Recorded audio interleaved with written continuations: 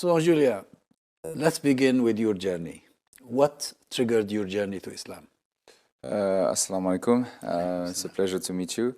There are many things that triggered my journey. I was a soul searcher since I was a kid.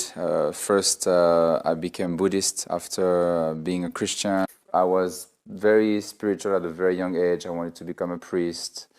Then I was not satisfied with Catholicism, so my mother, she knew I needed some spiritual food, spiritual elements in my life, so she guided me to Buddhism.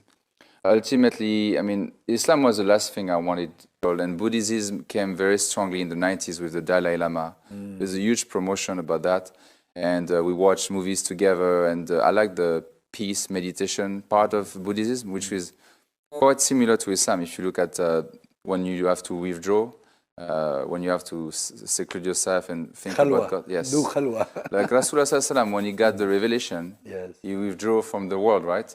So I traveled around the world, and I started to work as an international reporter. And I was in many Muslim countries. Every time I hear the azan, I felt something compelling me, like, hey, it's for you. But I didn't know. I thought it was a religion only for Arabs.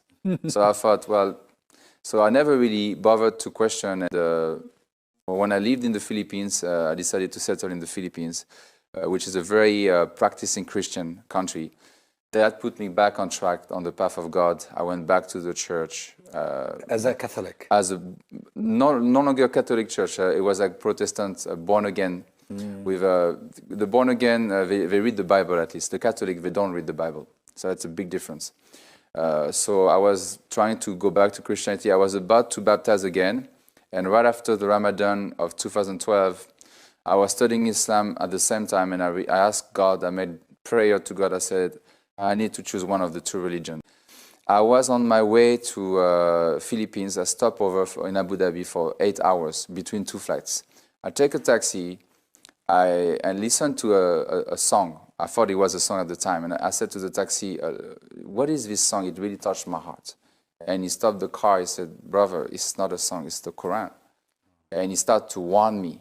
Immediately, he said, brother, if you want to save yourself from the hellfire, save yourself and your family, become Muslim. He invited you? Directly. And this is the best dawah you can do to someone. If you have only 2 minutes, you don't have the time, to establish. So at the time, I said... He saw you influenced. Yeah, we talked a little bit. I think he liked me, and he said, you're a good man.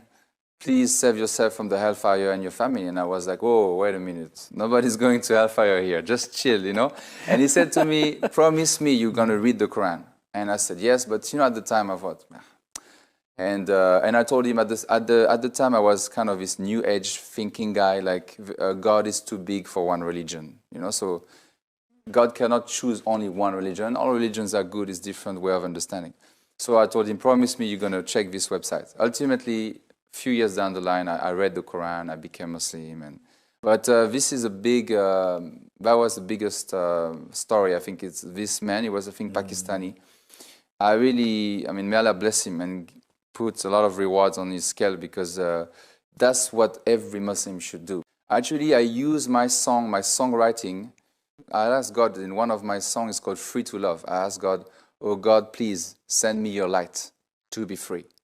I was not Muslim at the time, Nur. So I was asking Allah I knew as a non-Muslim, I knew I was not on the haq.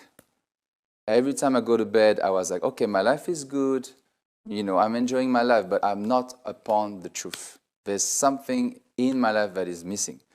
I didn't know it was Islam, obviously, at the time.